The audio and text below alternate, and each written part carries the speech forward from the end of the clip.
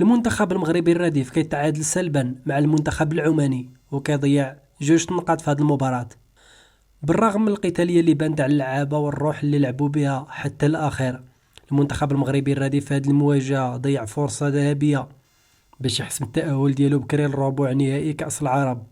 التعادل السلبي بصفر لمثله مع منتخب عماني ما كيتعتبرش خسارة، ولكن هو ضياع ديال جوج نقاط مهمة كانوا في متناول المنتخب الوطني المغربي، خصوصا بعد الطرد اللي قلب الطاولة على الأسود.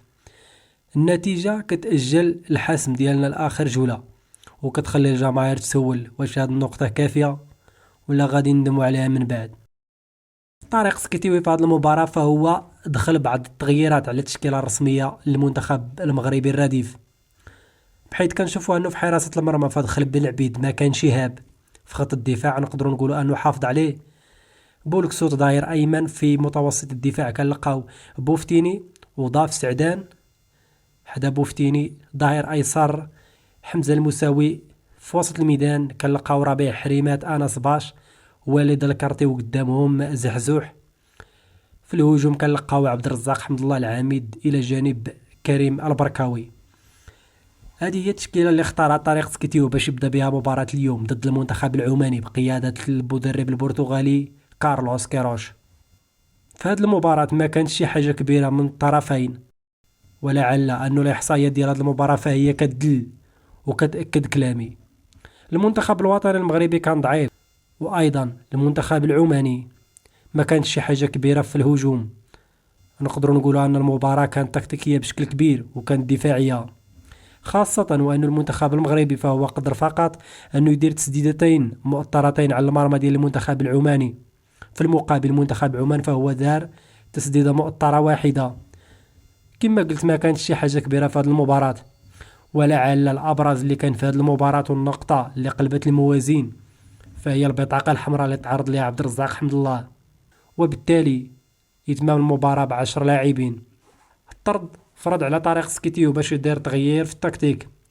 المدرب سكيتيو اضطر يدخل تغييرات دفاعية سريعة باش يسد الفراغ ويحافظ على التعادل.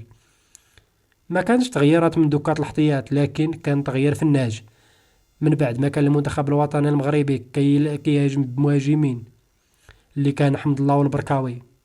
فطريق سكيتيوي قرر انه يدافع بخطة 4-4-1 ويبقى البركاوي مهاجم وحيد، لكن ما كانش واحد النجاعة في الهجوم. وايضا التحولات اللي كان كيتمنى طريق سكيتيو باش تكون في هذه المباراة من بعد الطرد ديال حمد الله ما كانش، مما فرض عليه باش يقحم طارق تيسودالي باش يهاجم بلاعبين اللي كانوا البركاو بطريقة تيسودالي، ويحاول يدافع ب4-3-2، 3 لاعبين في وسط الميدان ومهاجمين.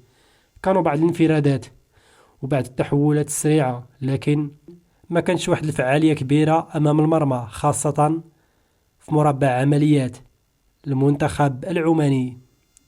نقدر نقول أن المنتخب الوطني المغربي في هذه المباراة فهو ضيع نقطتين أمام المنتخب العماني، لكن إلا رجعنا للتفاصيل اللي ذكرتها فنقدر نقولوا أن المنتخب الوطني المغربي يربح نقطة، لكن تأجل الحسم في التأهل إلى دور ربع نهائي كأس العرب إلى المباراة الأخيرة ضد المنتخب السعودي.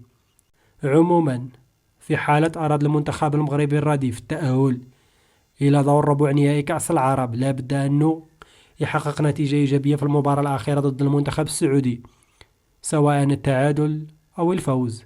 أما في حالة الهزيمة فالمنتخب المغربي سيدخل في حسابات ضيقة